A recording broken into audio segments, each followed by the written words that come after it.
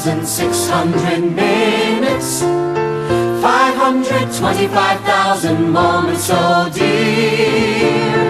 525,600 minutes. How do you measure a year? In daylights, in sunsets, in midnights, in cups of coffee, in inches, in miles, and laughter and strife. In 525,600 minutes, how do you measure a year in the life? How about love? How about love? How about love? Measuring love. Seasons of love. Seasons of love.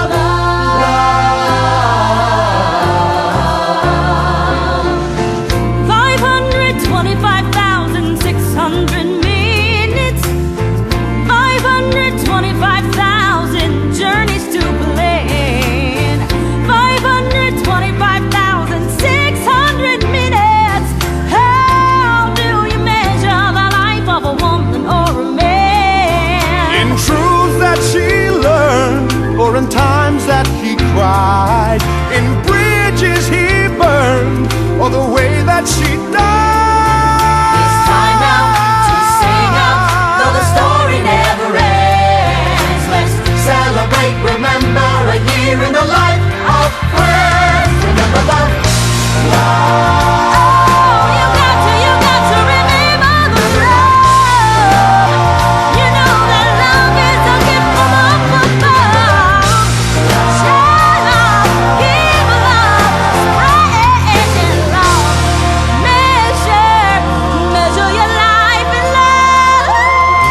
Seasons of love. Seasons of Measure your life in love.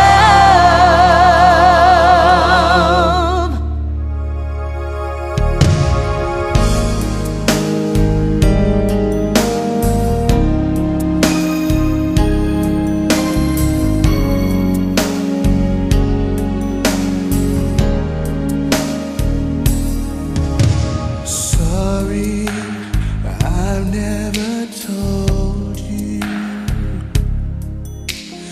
all I wanted to say, and now it's too late to hold you, 'cause you've flown away, so far away. Never had I imagined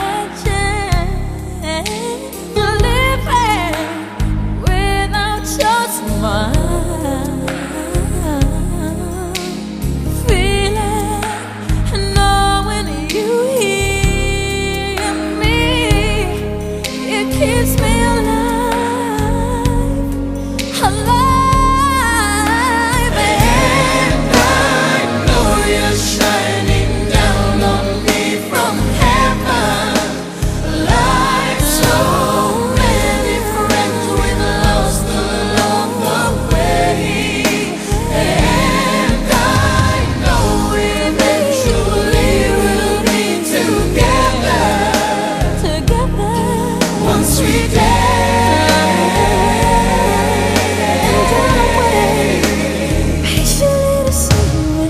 Darling, I never showed you. I never showed you. I assumed you'd always be there. I thought you'd always be there. I took your presence for granted, but I always cared. And I miss the love we shared.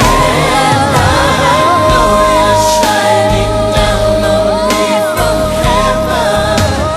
Like so many friends.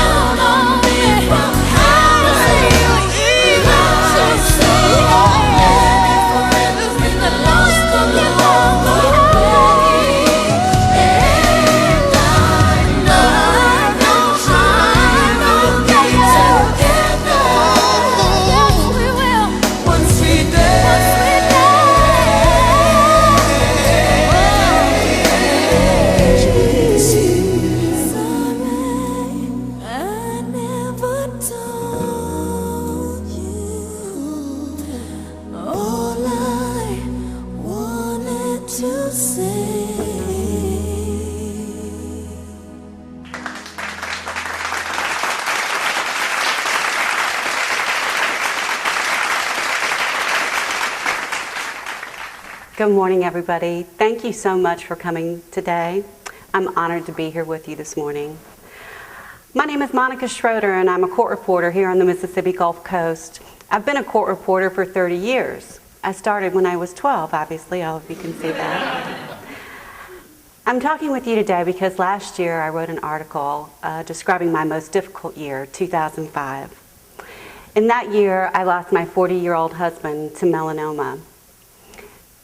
And only 3 months later, Hurricane Katrina put 4 feet of water in my home, 4 feet of water in the home I had just bought for his mother, and 9 feet of water in my business. If I had gone to a psychic or somehow had a vision of things to come, I think I would have taken my own life, because I don't believe that I thought that I had the strength to be able to handle that. But little did I know, I was about to receive the greatest gift of my life, and that gift was clarity. I've often said that John Hanson died to save my life. And I've been compelled since that time to share the lessons I learned through that experience. And that's what I'm here to talk to you about this morning. So let me start with my story. In November of 2004, by outside appearances, if you had seen me at that time, you would have thought I was the luckiest woman in the world. I had a successful court reporting agency. I had the respect of the legal community. I had the respect of the court reporting community. I had a 6-figure income, a lovely home, a beautiful car. I had 2 great children. I had a loving husband. I even sang with the rock band. And I'll tell you what, if any of you ever get a chance to do that, I highly recommend it. But on the inside, it was a completely different story. As a court reporter, I was a perfectionist, and I had worked really hard at that. And as time went on, that type A personality bled over into my personal life. I found myself in the gym every morning at 5 a.m., working hard, 2 hours in there every day, thinking, well, if I just keep pushing, I'll finally be thin. I was hard on my staff. I nagged my husband and my children. And most of all, I was driven to do things because I was obsessed with what everybody else thought of me. I had to have the perfect car, I had to have the perfect life, and I was killing myself working 24/7, trying to acquire enough objects so that people I didn't know and I didn't care about would think that I was something important and special. So that's my lesson number 1 for you today. Don't spend your valuable time and your energy and your money trying to impress people you don't know and you don't care about. Something was clearly missing in my life at that time, and I thought that if I just kept pushing and I kept acquiring more things and conquering new territory, one day I would finally be happy. One day I was finally going to get there. My favorite thing to say to my friends was, "Have you got any gossip?" You know, I had a long list in my head of flaws in other people who were my family and my friends. And the awful thing about that is that that list was longer than the list I had in my head of the good things about them. Because what I was doing in my life was I was tearing other people down in order to build myself up. And to be honest, my marriage was in trouble, and I had a tremendous amount of responsibility for that. You know, when I met John and I was dating him and I was trying to get him to marry me, I was always pleasant, I was always enthusiastic, I was eager and ready for a night out on the town, dancing, going to dinner. One of my favorite things to do was to ride in the golf cart while he played golf and watch him play in tournaments. I was an energetic lover, and I was kind and I was understanding. I was his girlfriend and he was my boyfriend. But ladies and gentlemen, something happened on the way home from the church after the I-dos were said. After the honeymoon, I switched from being his girlfriend to being CEO and head of our household. I was the head taskmaster. There was no more time for golf. There was no more fun time for fun weekend getaways. Well, John, there's laundry to do. The dry cleaning needs to get picked up. The lawn needs mowing. It wasn't long before things went downhill. And so my lesson number 2 for you today is be your husband's girlfriend or your wife's boyfriend, because if you're not, I can tell you for certain someone else will be. So in November of 2004, I was on the brink of divorce, and John and I were actually separated when he called me one day and he told me that he had found a golf ball-sized lump in his throat. John had been diagnosed with melanoma a year earlier. He had a boil under his arm is what we thought it was. And when we discovered it and he was diagnosed with melanoma, we knew how serious that was. So I called on my attorney friends and got recommendations, and we found one of the best oncologists and oncological surgeons in the country, and they were in Birmingham, Alabama. And John and I went out there. We got the mass removed under his arm and received a pretty much clean bill of health. And I think John and I thought at that time, well, if the melanoma ever comes back, we'll see it on his skin and we'll know that we're in trouble, and we'll just go back and we'll do the same thing again. John was young, and we thought we had the rest of our lives ahead of us. But when we found the lump in his neck in November of 2004, we knew it was a very bad, serious sign. So we got some tests run locally, and we got back in the car and we headed back to Birmingham, Alabama. I think we must have had a sense of what was to come, because we were laughing and joking and actually having a wonderful time on the trip. And when we got there, even as we sat in the doctor's office, we were laughing, which was probably inappropriate for an oncologist's office. But when we got back in the exam room and the doctor came in, we knew by the look on his face that the news wasn't good, and it wasn't. The doctor told us that John had 3 to 9 months to live. This is 30 days before his 40th birthday. The doctor was pretty close, because John lived 6 months and 2 days. Now, I don't wish this experience on anyone, but I can tell you that within 30 minutes of that news, it was like someone had thrown a bucket of ice water on my face. For the first time, the blinders had come off, and I could see what I had been missing my entire life. I realized that my priorities were all screwed up, and I had an immediate sense of regret. How could I have wasted so much time? How could I have spent all this time with this man and not been the loving wife that he so deserved? How could I have put so much emphasis on things that were so unimportant? And that's my lesson number 3 for you today, and that's live like you were dying. Now, shortly after John's diagnosis, I made the best decision of my life, and that was to say to hell with my business, and I left it, and I went home and I spent the time with him that he had left. My first order of business was planning what would be his last birthday party, his 40th. And we had that, and people from all over the country, friends and family that he loved, flew in to be with him at that time and give him a hug and be supportive of him in this horrible time for us. After that, we just took a trip of a lifetime and went to New York City, and we were one of the last guests at the famous Plaza Hotel. We shot by limousine, we saw a Broadway play, we made love like it was the first time. When we got home, we spent our days laying in the bed watching Sports Center together, and then we watched the cooking shows, and after that I'd always whip up something that we saw on television. Thankfully, John loved to eat, and he was able to eat up until his very last days, and we enjoyed that very much together. When the hospice people would come in, or our friends and family, they couldn't believe that every time they came to our home, we were laughing and joking and kidding around, and we were so happy. And they said more than one time to us, well, how can you be this way under these circumstances? But we felt like these were John's last days, and they had to be his best days. There was nothing we could do about what was going to happen. All we could do was live every single one of those days the best we could. And then, so that's my lesson number 4 for you today, and that's the serenity prayer. God grant me the serenity to accept the things I cannot change, the courage to change the things I can, and the wisdom to know the difference. Now, I saw a movie recently, and maybe some of you have seen it also. It's called Extremely Loud and Incredibly Close, and it's about a boy who lost his father on 9/11.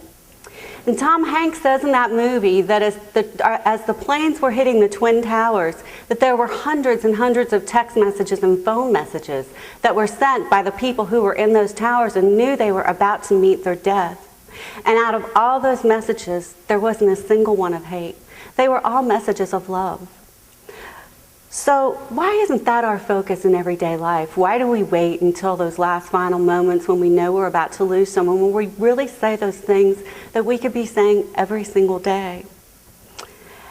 In the last 4 months of John's life, our house was filled with the biggest, strongest men you've ever seen. John was a big jock and professional golfer and basketball player and lover of sports of any kind.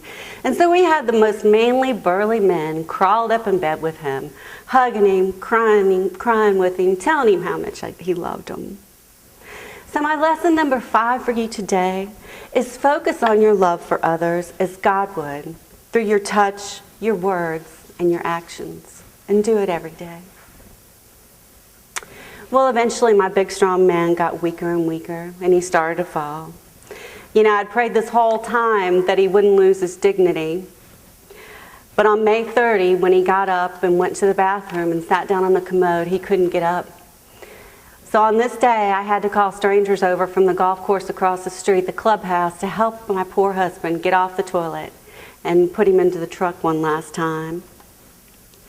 We went on to the hospital and we spent the night there that day, and the nurses worked tirelessly to keep him alive that night.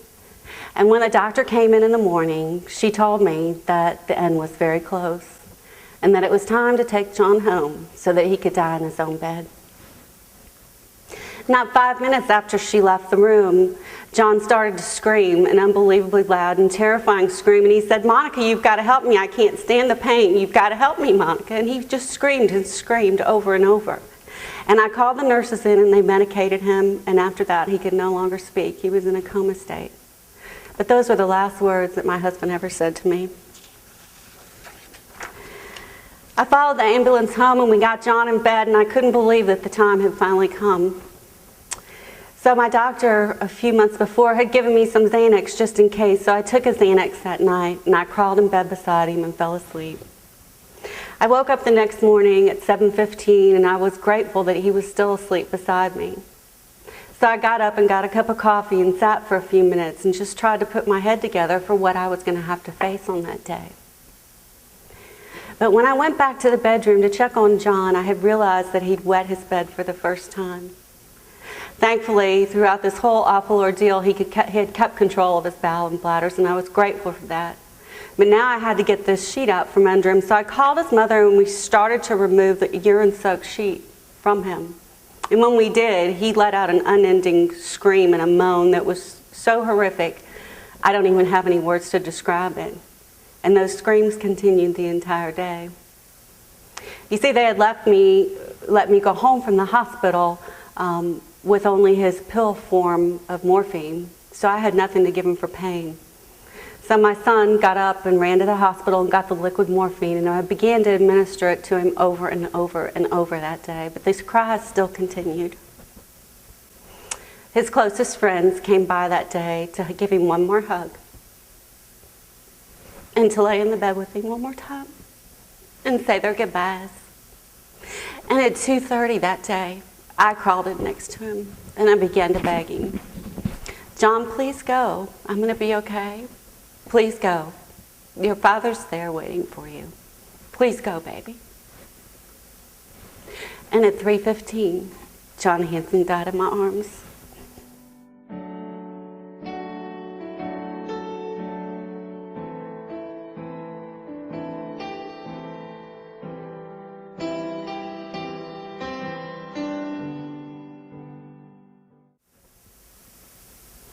Now, I think everybody in the audience today has probably lost a loved one, and if you haven't, that's one thing for sure that you probably will.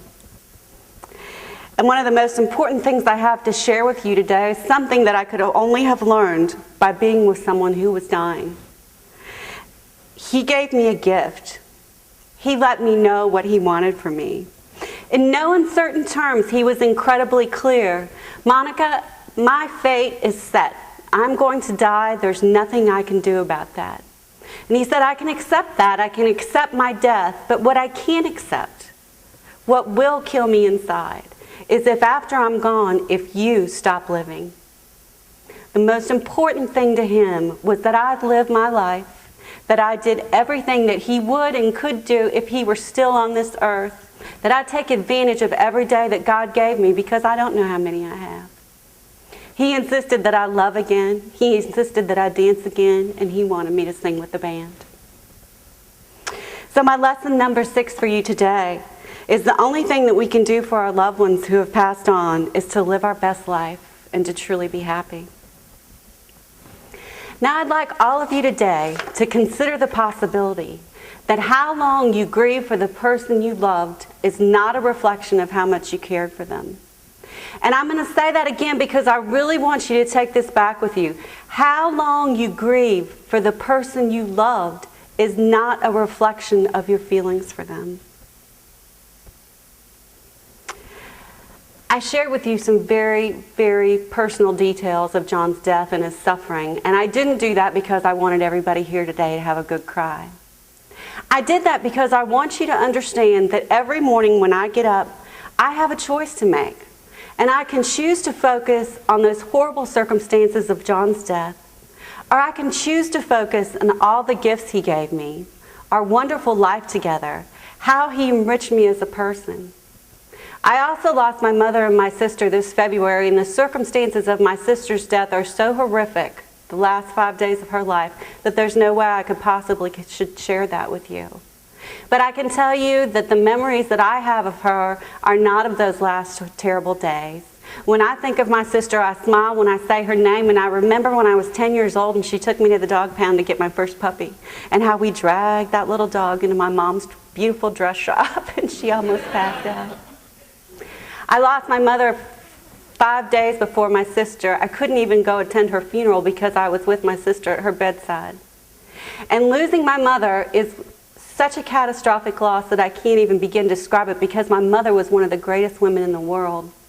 But I can tell you, every time I think of her, I'm grateful for the fact that she was my mother. I'm grateful for the fact that God gave me this woman in my life, and how fortunate I was to have her. But I choose that, ladies and gentlemen. I choose it every day. And I would suggest that you do so also. I believe I have my angels, and I have many now. I have both my parents, my sister John, and 2 of my best friends. And I feel like they're with me at all times. And I can tell you that if you reach out and you feel those people with you and you try to experience them with you, you're going to realize that they're there. And I do feel like I have 5 guardian angels who are just watching out for me every day. I say my loved one's name on a regular basis. I tell stories weekly. I try to keep their memory alive. So back to my story. After John's death, I was determined to get back to my life. If you haven't been a caregiver and you haven't been with someone who's about to meet their death, this may sound strange to you, but you're terrified every day of that experience. And I was terrified every day with John that, number 1, he was going to lose his dignity, and number 2, that he would suffer. And then the third thing was, I was terrified every day, is this going to be the day he dies? Because even though I know it's coming, I can't face it. So once he was gone, I have to say that part of me was relieved, because I wasn't afraid anymore, and I had been afraid for so long. So I headed back to work with a vengeance. I redecorated my office. I put through a whole new marketing plan, and I was trying to move on the best I could, but I can tell you that I did find myself on my bedroom floor in a heap at 2 o'clock in the morning, crying, drunk dialing my girlfriends and sobbing in the phone to them for hours. So on August 27th, it was about 8 o'clock at night, and I was sitting around at home doing paperwork and probably on my 3rd martini, and my son called me. And he said, "Mom, you got to get out of there." Hurricane Katrina was in the Gulf at that time. I said, "Dan, I ain't going anywhere. I can tell you, I am sitting right here. I am not going to get in the car and evacuate from another dang storm." Now, for those of you who aren't Costians, you may not be familiar with a little syndrome that we have down here called evacuation fatigue. And what happens is we get called on to evacuate and for storms that are coming, and we pack up the house and board up the house and put up the family photos and put all the dogs and the cranky kids in the car and head north, and then nothing ever happens. Well, before Hurricane Katrina, we had evacuated about 4 times in 18 months, and I was just sick of it. So I hung up on my son and said, "I'm not going anywhere." But the next morning when I checked the update at 6 o'clock, I knew he was right. I had to get out of there. So I ran to the office. I grabbed the accounts receivable, the calendar, and the original exhibits. And after that, I went home, and I just packed a really small bag, 2 pairs of shorts, 2 T-shirts, some flip-flops. I threw the 4 family dogs in the car, and then I pushed the cranky 16-year-old in the car, and we headed north to Jackson. I dropped off 3 of the dogs in Jackson with John's mother, and then I decided, well, you know, we're going to be without power for a few days, so I'm going to go all the way up to Springfield, Illinois. I hadn't seen my mom and my sister since John's death. So I thought it'll just be good, it'll be comforting to get up there. So I did go all the way to Springfield, Illinois, and when I got there, I got the tragic news that Hurricane Katrina had put 4 feet of water in my home, 4 feet of water in the home I had just closed on for John's mother, and 9 feet of water in my office. I had just lost everything I owned. I spent the next month in Springfield, Illinois in the loving arms of my mother and my sister, and I was trying to figure out the rest of my life. I must be doing something wrong, right? But unfortunately, this time it wasn't just me. It was my entire community. Almost everyone I knew had lost their home or been severely flooded. Those who had flood insurance didn't have nearly enough, and most didn't have any flood insurance at all because just like me, they lived and worked miles from the ocean. And that meant that their losses weren't covered. We were an entire community and we were stripped of everything. All we had was each other. I was in the Walmart checkout line with my mother in Springfield, Illinois, maybe a week after the hurricane, when I received a call from Sandra, one of the court reporters in my office. And she had made her way down to the office, and she didn't need to get a key to get in because now all the windows were blown out and the doors were blown out, and she just walked right in. But she called me when I was in the line of the Walmart, and she said, "Monica, I've got some terrible news." She said, "Everything's lost." And I said, "Well, Sandra, I pretty much knew that. I could tell from the news reports, and people, neighbors around us had told me that everything was gone." And she said, "Well, Monica, it's the strangest thing." She said, "I was able to save one thing." She said, "When I walked back in your office, I found that picture of your dad in his band." And right then, I did the ugly cry in the line at the Walmart, and I didn't even care. Because out of everything I had lost and all the financial things I had lost, having that picture meant everything to me at that moment. I stayed in Illinois as long as I could. But after a month, I had to go home and face my fears. The Gulf Coast was still in chaos.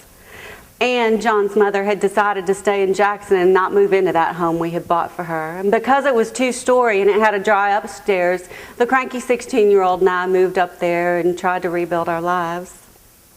We put a makeshift office on the slab downstairs, and my wonderful secretary and friend Icy, she did a little bit of deposition work down there. I spent most of my days fighting with the insurance company.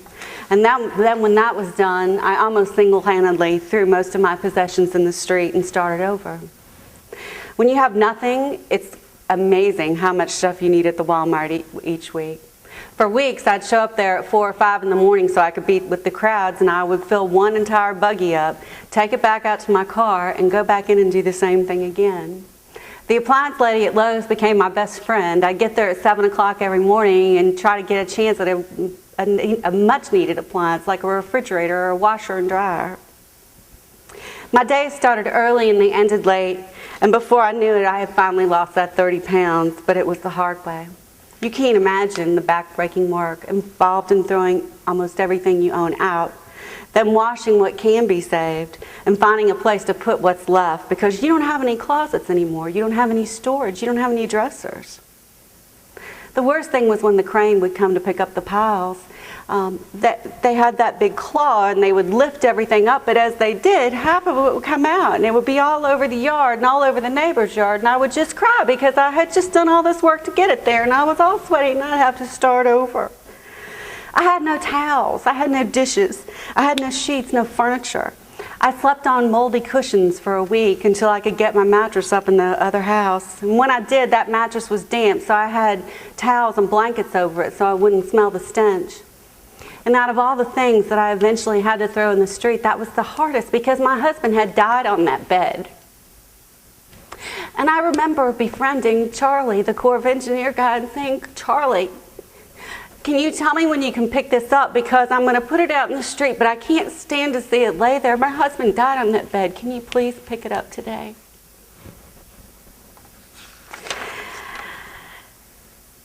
Everything was so hard.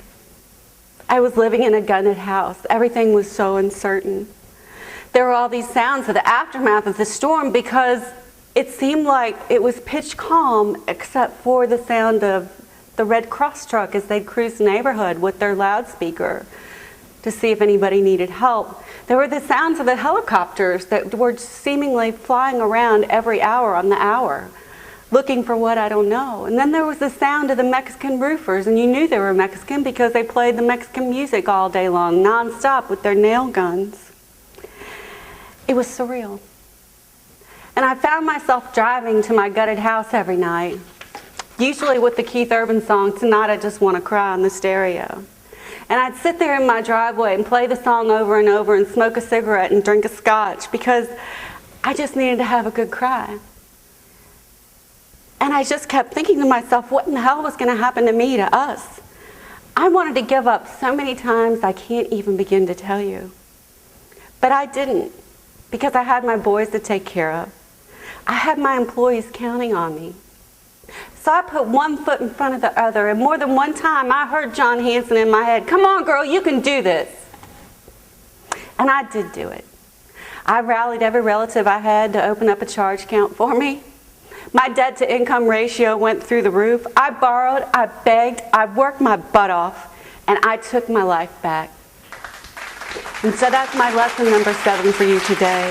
And that's that you'll never know how strong you are until being strong is the only choice you have. Well, I can tell you that in June of 2006, I moved into my half-finished house with a temporary kitchen and a temporary sink here and there, but I was so happy I couldn't stand it. And my little contractor, he was a Vietnamese guy named Ron, and he drove an ice cream truck that was refurbished into being a construction vehicle. But he called me to the backyard one day and he said, in very broken English, because he was Vietnamese, he said, Miss Monka, you come here. Miss Monka, you know go by this bush. Big snake. You know go by this bush. And I put my hand on my hip and I looked at him and I said, Ron, after everything I've been through, do you think I'm afraid of a damn snake? And you know, therein lies the blessing. I can tell you, I will never be afraid of anything again. I'm never going to take for granted my possessions again, my warm bed. I'm never going to take for granted the people in my life that I see every day in my community, the UPS man who brings me my packages each day. Just the normal. And so my lesson number 8 for you today is give thanks every single day for the blessings around you. Oprah Winfrey talks about this a lot, about a gratitude journal. And I can tell you that if you get up every morning and you give thanks for that beautiful man who's lying in the bed next to you, or beautiful woman. You give thanks for the health of your children. You give thanks for your beautiful kids and your beautiful home, or whatever home you have. You give thanks for your job. It's going to enrich your life. And I would highly recommend you do that each and every day. So finally, after all of this, I figured that God and I were even. I had been through all this catastrophe. So for all the awful things I had done in my life, and I can tell you that my list of bad things I had done is long, just as probably like everyone else in this room, because they crucified the only perfect one, and we're all imperfect. But having gone through all this, I did feel like, okay, I'm even. I'm set, and I'm not going to screw up anymore. And the feeling of relief I got from that, from forgiving myself, made me feel like I was reborn, like I was a whole new person. But you know, as I thought about it over time, it kind of reminded me of the Good Witch in The Wizard of Oz at the end, when Dorothy's wanting to go home, and the Good Witch says, well, my dear, you had the power all along. And that's so true. All of us have the power right now to forgive yourself. Before you leave here today, forgive yourself for being human. Forgive yourself for the mistakes you've made in your life. They did crucify the only perfect one. We're all imperfect, and we're all sinners, and we all make mistakes.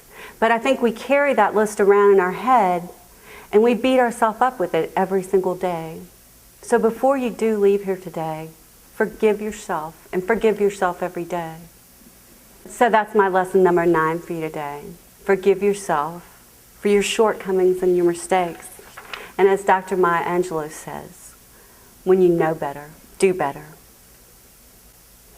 Well, I'm very happy to report that in the spring of 2006, I fell in love again, and I met my current husband, Marcel Lanou. We talked about angels before, and I'm convinced that my angel, John Hanson, found Marcel for me, because without John's intervention, I don't think there's any way we could have met. And we're perfect for each other, and John would have just loved him. So in October of 2010, we got married. After I made him sign this ironclad prenup that's on the screen now in front of Steve, the bartender, as our witness. And we've been together for 6 years now, but it seems like we're just in new love, and we just met yesterday. He's an amazing man, and he brought with him 2 beautiful children who are my stepchildren, Hadley and Brock. My boys both graduated college, which means I got a pay raise. Yay! And they're just doing wonderful, and I'm so proud of them every day. The lessons I learned about relationships and love and life have worked miracles for me. I sold my court reporting agency to Merrill Legal Solutions in the fall of 2006, so I'm no longer an entrepreneur. But I still work for them as a contract reporter, and I'm loving not being the boss and not having the stress of that. Most days I'm so happy I almost can't stand it. And so that brings you to our lesson number 10 for today. Hold on for one more day, because it always gets better, and I'm proof positive of that.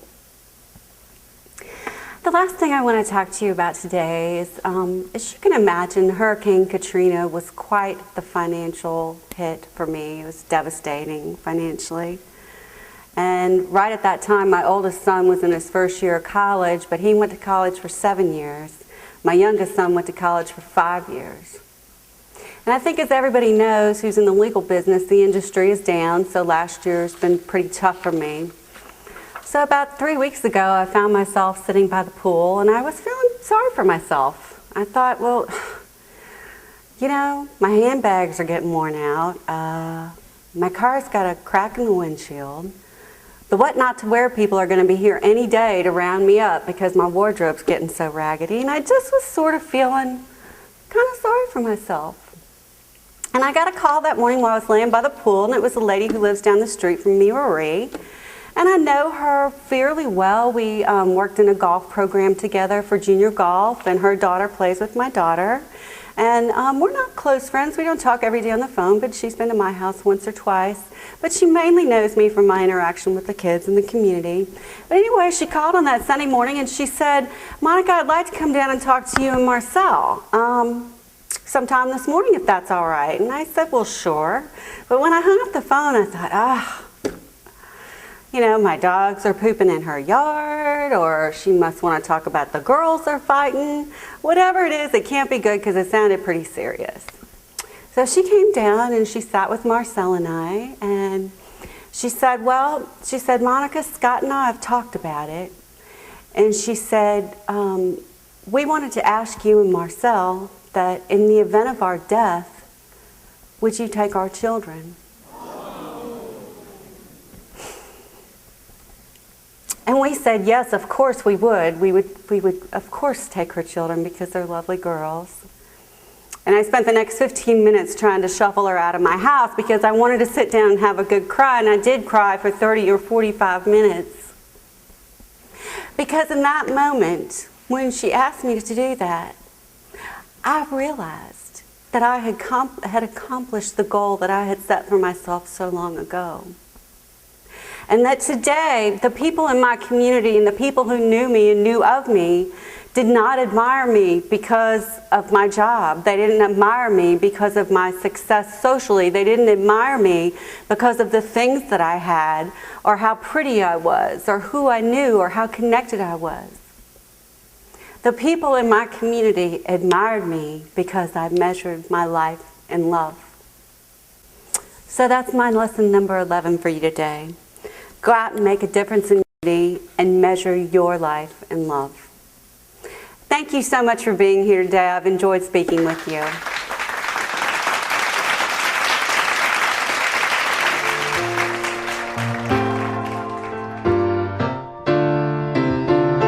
$525,600 minutes, 525,000 moments, oh dear. 525,600 minutes. How do you measure a year?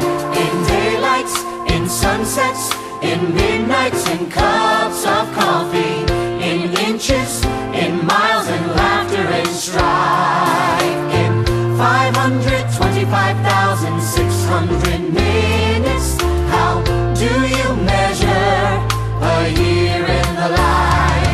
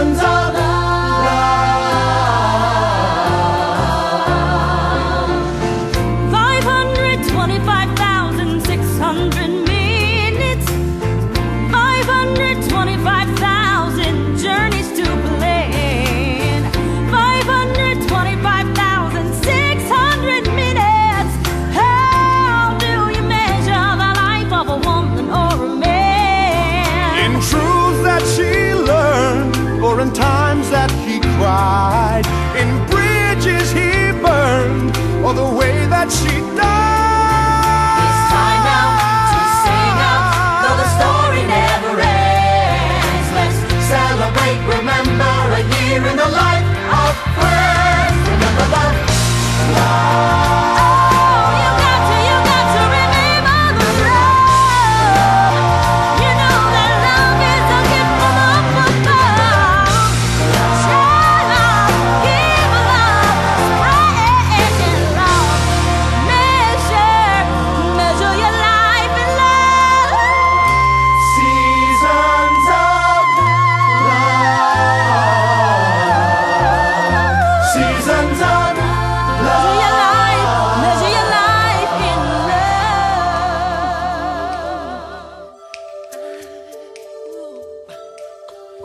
Gonna make a change for once in my life. It's gonna feel real good. Gonna make a difference. Gonna make it right. As I turn up the collar on my favorite winter coat, this wind is blowing my mind. I see the kids in the street with not enough to eat. Who am I to be blind, pretending not to see their need? A son is disregarded